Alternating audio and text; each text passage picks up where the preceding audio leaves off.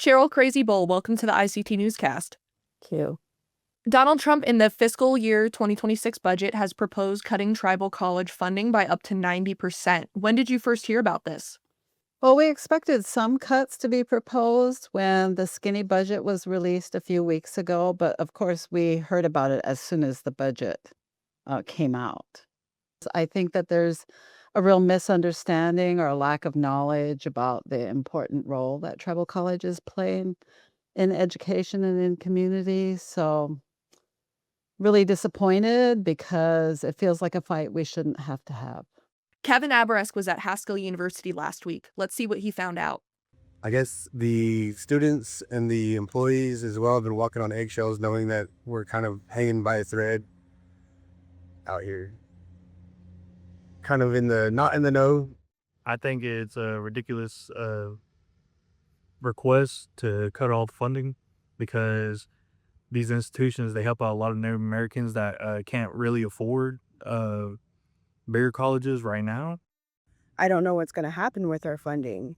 I don't know if we're going to have the same teachers. I don't know if we can carry on. Are we going to lose our accreditation?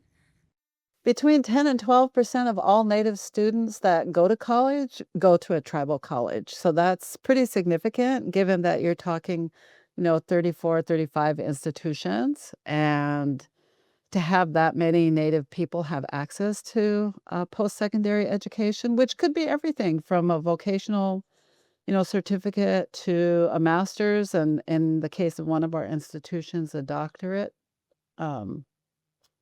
I think that we can really, really see the impact on individual well-being and on their economic security.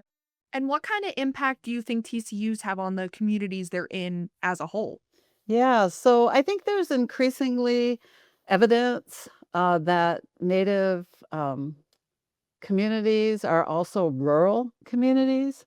So rural communities may or may not,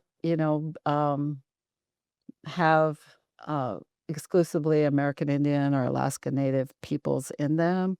So if I think of some of the tribal colleges, one I know for sure has about 40% of their student body is non-natives from the surrounding rural communities. So we think we have a social impact, we have an educational impact, we have an economic one.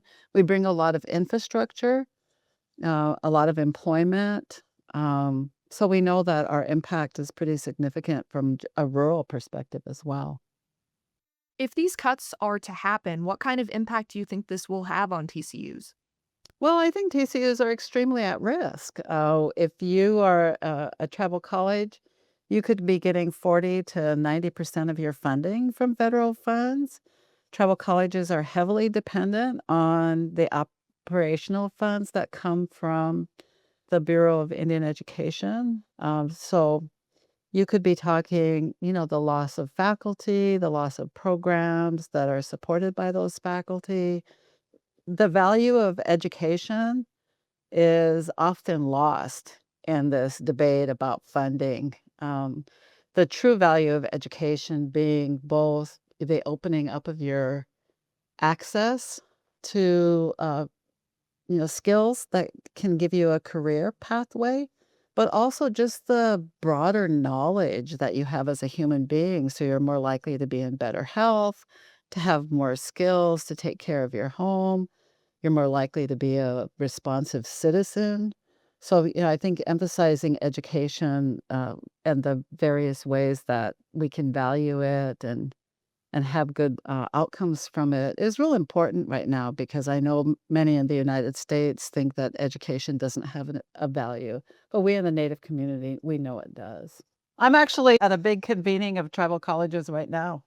So I know that the cuts are on everybody's mind. On the one hand, you're in the institution and you're wondering if that's going to impact your job, the program that you're delivering. Of course, you're curious about that.